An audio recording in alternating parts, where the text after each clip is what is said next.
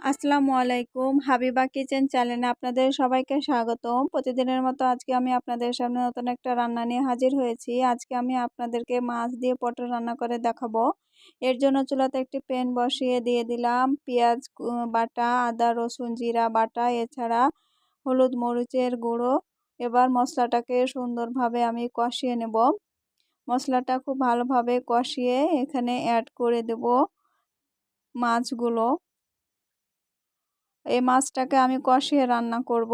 এটা আপনারা চাইলে ভেজে রান্না করতে পারেন, কিন্তু আমি এটা কষিয়ে কষিয়ে রান্না করব। কষিয়ে রান্না করে খেতে আমার খুব ভালো লাগে, এর জন্য এবার মাছটাকে সুন্দরভাবে আমি কষিয়ে নেব। এই মাছটা যত বেশি কষানো যায় খেতে কিন্তু তত বেশি টেস্টি হয়। আর এই মাছটা কষিয়ে রান্না করাই বেটার। তো যার যেটা পছন্দ সে সেভাবে রান্না করবেন। এবার হালকা পানি দিয়ে আবারও মাছটাকে আমি সুন্দরভাবে নেড়ে চেড়ে কষাই নেব। এরপর এখানে অ্যাড করে দেব পটল। কেটে রাখা পটলগুলো আমি এখানে দিয়ে দেব। আমার মাছটা কষানো হয়ে গেছে। এবার মাছ আর পটলটাকে আবারও পুনরায় আমি নেড়ে চেড়ে সুন্দরভাবে কিছুক্ষণ কষিয়ে নেব।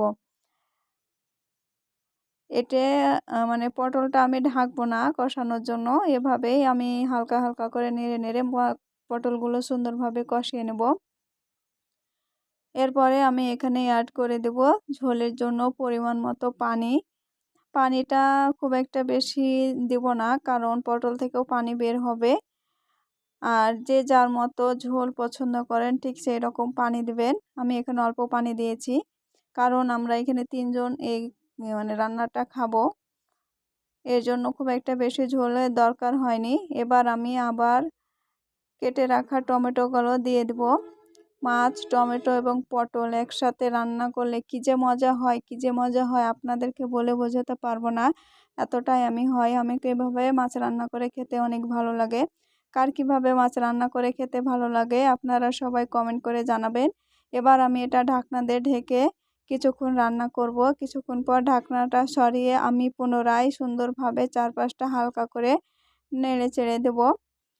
এটা আমি আবারও পুনরায় কিছুক্ষণ ঢাকনা দিয়ে ঢেকে রান্না করেছি। আমার প্রায় মাছ এবং পটল প্রায় হয়ে এসছে, যে দেখুন হয়ে গেছে। এবার আমি এটা একটা বোলে ঢেলে নিয়ে পরিবেশন করব। আমার রান্নাটা কেমন হলো অবশ্যই আপনারা কমেন্ট করে জানাবেন। আর সবাই আমাকে সাপোর্ট করবেন। ধন্যবাদ সম্পূর্ণ ভিডিও দেখার জন্য।